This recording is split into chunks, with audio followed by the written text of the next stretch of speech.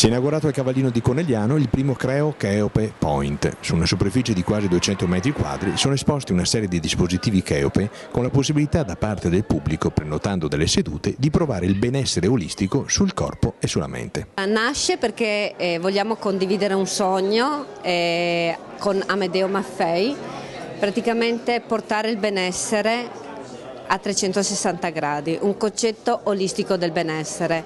Siccome viviamo in un momento molto difficile, siamo tutti un po' particolarmente stressati, vogliamo veramente dare un segnale forte a questa città e dire che noi ci siamo, e in 12 minuti, poi alla fine, perché un trattamento dura solamente 12 minuti, riusciamo a dare un benessere a 360 gradi a qualsiasi persona, che può andare dall'anziano al bambino, per cui l'anziano migliora la sua camminata, perché noi andiamo a lavorare nei muscoli gravitari.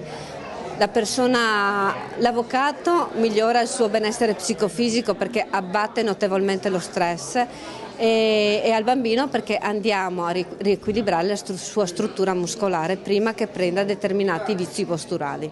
Cheope è un nome che ricorda l'intelligenza umana, quando allora gli egiziani esprimevano il massimo attraverso piramidi, idee, elettricità, grandi cose. Oggi Cheope invece rappresenta ancora un futuro per l'uomo, perché Cheope è una macchina che permette attraverso i mecanorecettori cutanei di raggiungere il sistema centrale, e questo è comprovato da molte ricerche universitarie e anche da centri come per esempio il CNR, che hanno comprovato la grandissima utilità nell'aiuto agli atleti nelle performance.